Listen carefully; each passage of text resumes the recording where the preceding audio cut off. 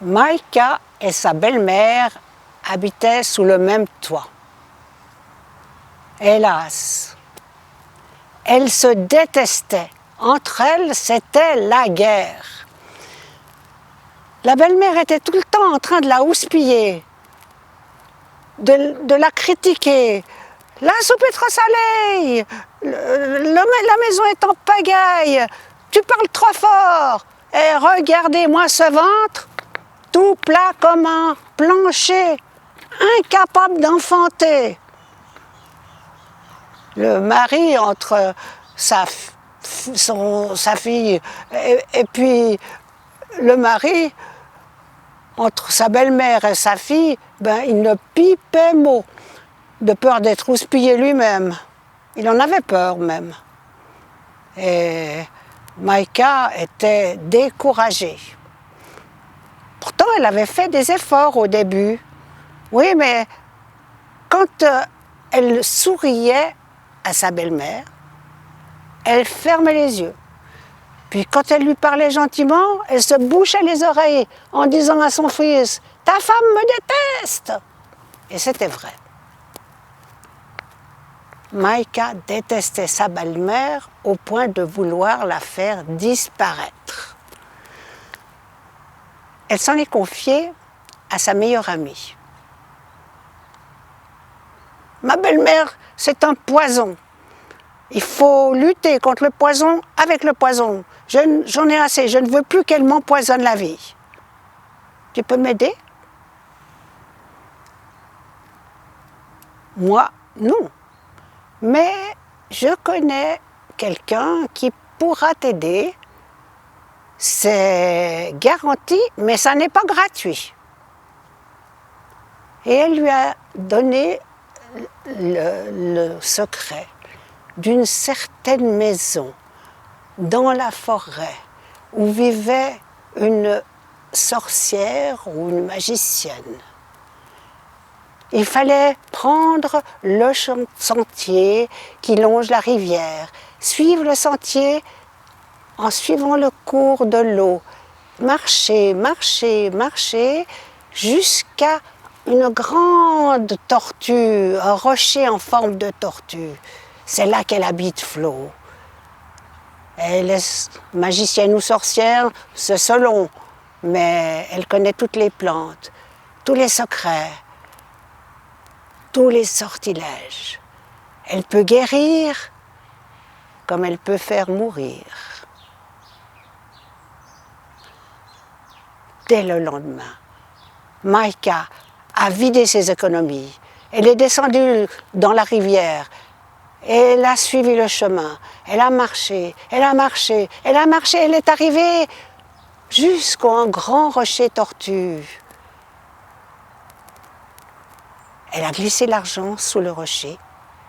Puis, comme le soleil était encore haut dans le ciel et que Flo, la magicienne, devait arriver le soir, elle s'est assise, elle a posé sa tête contre le rocher, elle s'est assoupie. Quand elle s'est réveillée, ah bien, Flo était devant elle. Oh, elle était vieille, vieille, vieille comme le monde. Oh, toute ridée. Elle avait quand même une sorte de tête de tortue avec un nez bizarre, mais son regard était impassible. Ni sourire, ni méchanceté. Elle a demandé « Qu'est-ce que tu veux ?» Maïka a expliqué que sa belle-mère était un vrai tyran, qu'elle lui pourrissait la vie et qu'elle voulait l'empoisonner.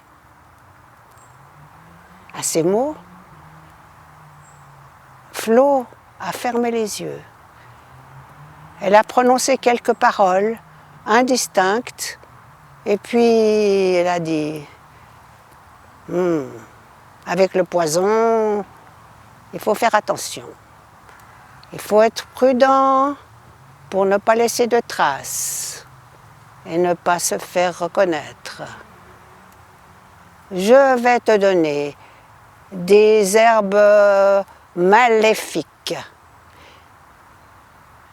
Et tu lui en donneras, mais elles agissent lentement, très lentement, justement pour ne pas éveiller les soupçons. Tu en donneras chaque jour, plusieurs fois par jour. Et pour renforcer l'effet de ces herbes, tu devras la masser 2 fois par jour. « Ah, mais c'est impossible! Elle ne supporte pas que je la touche. » Bien, j'ai une solution. Et Flo a entraîné Maïka dans sa cuisine. Oh, c'était un vrai laboratoire. Des bouteilles, des fioles, des flacons de toutes sortes, des herbes, des fleurs séchées. Et sur les flacons, c'était écrit graines de vieux garçon, poudre de perlimpinpin, pétales de vie. Flo cherchait parmi ces flacons, elle en a pris un plus gros que les autres. Et c'était écrit l'arme de Sapitois. Voilà ce qu'il me faut. Dedans, il y avait un lézard vert qui pleurait, puis qui pataugeait dans ses larmes. Elle a ouvert le flacon et un jet de larmes a jailli. Flo, lentement, tranquillement, a récolté les larmes, puis elle a bouché le flacon de peur d'une inondation. Voilà. Tu donneras 12 larmes de Sapitois à ta belle-mère dans sa soupe. Ah, ça lui flanquera la colique. Elle aura très mal. Vous appellerez le médecin. Et le médecin ne pourra rien faire. C'est alors que tu viendras me chercher. Et je prescrirai les herbes toxiques et les massages. Ainsi fut fait dès le lendemain. Maïka a préparé une bonne soupe aux choux, la soupe que préfère sa belle-mère. Et dans son bol, elle y a mis 12 gouttes de larmes de Sapitois. La belle-mère a tout bu. Et peu de temps après, elle a commencé à se tordre de douleur, à avoir mal au ventre, à crier, à vitupérer. On est allé chercher le médecin, et puis il n'a rien pu faire, et on est allé chercher Flo, qui a ordonné les herbes et les massages. Tout de suite, Maïka a préparé la tisane. Elle a fait boire la belle-mère. Et boit encore. Elle se débattait, elle criait, elle vitupérait, mais rien à faire. Et puis ensuite, elle l'a bousculée sur le lit et elle a commencé, malgré ses gigotements, elle a commencé à la masser, à la masser, à la masser, à la masser. Et soudain, elle a arrêté de bouger. Et il s'est passé quelque chose d'étrange les jours qu'on suivit. Parce qu'au fur et à mesure des massages et des jours qui passent, le corps de la belle-mère s'est détendu et son caractère s'est adouci. Elles ont commencé à parler ensemble, elles ont commencé à se raconter des histoires, à se dire leurs petits secrets et même à rire ensemble. Oh, elles sont devenues les meilleures amies du monde.